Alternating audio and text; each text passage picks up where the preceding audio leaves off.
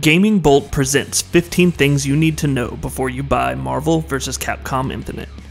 After a 5-year break, the Marvel vs. Capcom series is making a comeback with this year's Marvel vs. Capcom Infinite, and this time, Capcom is looking to change things up. While they'll be looking to retain much of what has endeared the series to its fans for so many years, it looks like they're trying to make the game more accessible to the masses. Will their strategy work? We'll have to wait and see, but so far what we've heard of the game definitely has us intrigued. In this feature, we're going to take a look at 15 things you need to know about Marvel vs. Capcom Infinite, so without any further ado, let's get to it. The narrative. Marvel vs. Capcom Infinity's story centers around the premise of biological life versus everyone else.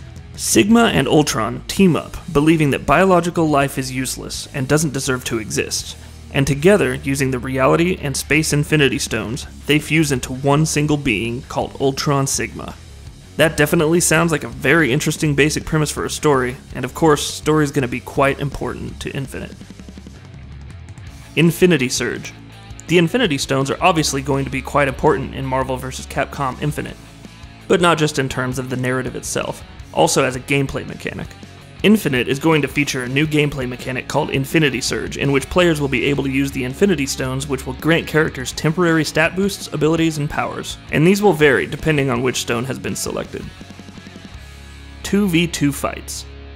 3v3 fights have long been a tradition of sorts for the Marvel vs. Capcom series. Earlier installments in the series all featured 3v3 fights, but that is not going to be in this year's Marvel vs. Capcom Infinite. Large roster. A fighter, of course, is only as good as its roster of characters though, and it looks like Marvel vs. Capcom Infinite is going to leave no stone unturned in that regard. Infinite is going to have a roster of 30 playable characters. It'll be a mix of returning faces as well as characters that are completely new to the series, and it should be interesting to see how they play off each other with the new mechanics, especially the new arrivals. Character DLC. A roster that contains 30 characters is by no means a small one, no matter what game you compare it to. But Capcom is going one step further to make sure that the roster expands even more in the future. The 30-character roster in Infinite is just the base roster for the game. Capcom has confirmed that there will be DLC for the game in the future, and it'll contain more new characters. Character selection. Character selection in this game actually ties in with the previous point we made about the new focus on storytelling in Marvel vs. Capcom Infinite. Each member of the roster was selected based on two things. The first is definitely the playing style of the character in question, but Capcom also gave weight to the story itself and thought about which characters would and wouldn't fit within the context of the story. New characters. The roster wouldn't be very exciting though if it just featured the same old characters we've already seen in previous games of this franchise. While the old-timers and obvious choices such as Chris Redfield, Ryu, Spider-Man, and Iron Man are all returning, Infinite will also feature a number of characters who are going to be in the series for the first time ever. Among these will be Gamora from Guardians of the Galaxy, Black Panther, Captain Marvel, and of course, Ultron. Emphasis on storytelling. Being a fighter, you wouldn't really expect Marvel vs. Capcom Infinite to have much of a focus on story and storytelling, if any at all, but that's not going to be the case. While this isn't a genre that's known for its storytelling chops, every now and then we get an odd game that proves to be an exception to the rule. With Infinite's emphasis on storytelling, it looks like Capcom is aiming to do just that. Story mode. Much of that emphasis on storytelling will be achieved through the game's cinematic story mode. And yes, Marvel vs. Capcom Infinite is indeed going to have a story mode, making it the first game in the series to have one. It will be interesting to see just how successfully it manages to do that, and if it will be able to beat recent fighters such as Injustice 2, which had quite an engaging story mode. No more assists.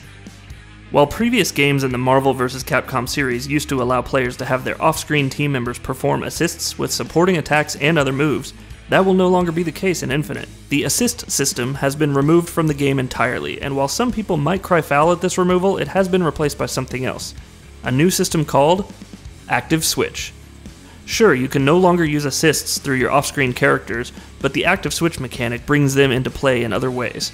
Players can immediately switch characters in and out whenever they want, even while airborne or in the middle of attacks. Hopefully, it should make for faster and more frantic battles. Counter Switch. Another variation to the Active Switch mechanic is the Counter Switch system, which, by the looks of it, is something that might come in handy on numerous occasions. Counter Switch will allow players to sacrifice a portion of their combo meter in order to tag an off-screen character, while your on-screen one is in the middle of a combo. Not only will this give you a defensive technique against combos, it should also allow you to counter-attack quite effectively. Accessibility. One of the chief things Capcom is trying to achieve with Marvel vs. Capcom Infinite is to make it more accessible to a much larger market. The market and demand for fighters has increased a great deal recently, and with successful, well-made games, such as Injustice 2 and Street Fighter V having come out recently, Capcom will want to capitalize on this opportunity. Hopefully accessibility won't amount to shallow and unimaginative gameplay. Auto Combo System. Marvel vs. Capcom Infinite is going to try and be a more accessible game, and one of the ways it's trying to do that is through the game's Auto Combo System. This basically allows players to perform both grounded and aerial combos by doing nothing but repeatedly pressing the light punch button. Similarly, certain hyper combos can be activated simply by pressing the 2 heavy attack buttons. Controls. Marvel vs. Capcom Infinite won't feature the same control scheme as Marvel vs. Capcom 3, but will instead emulate its predecessor. Infinite will feature a control scheme that has 4 attack buttons, 2 of which will be for heavy kicks and punches, while the remaining 2 will be for light kicks and punches. We've already discussed how this will affect the combos as well. 2 additional buttons will be used for swapping characters and using the Infinity Stones. And that'll be about it for this one. If you guys like what we're doing at Gaming Vault, please consider subscribing to our channel, and I'll see you guys on the next video.